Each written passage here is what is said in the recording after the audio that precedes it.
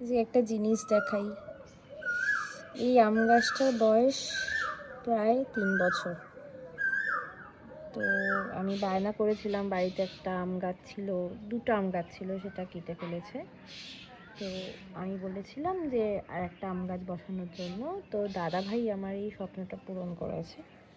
তো জানি না কি আম হবে। তো দাদা ভাই বলেছিল বেসিক্যালি এটা আম্রপালি গাছ। তো দেখা যাক, প্রথম মুকুল এসছে গাছ ভর্তি করে।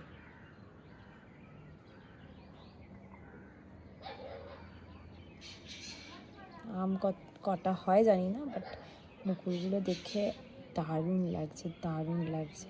এবং ইনফ্যাক্ট এবছর বোধহয় প্রত্যেকটা আম গাছে মুকুল হয়েছে। ওইদিকে দূরের আম গাছগুলোতেও দেখলাম প্রচুর মুকুল হয়েছে, প্রচুর মুকুল হয়েছে। আমাদের 2টো আম গাছ, এই ছোটো ছোটো কলমের গাছ, দুটোর মধ্যে একটাতে অল্প এসছে, ওইটাতে অল্প এসছে, বাট এটাতে প্রচুর মুকুল এসছে। দেখা যাক কি হয়।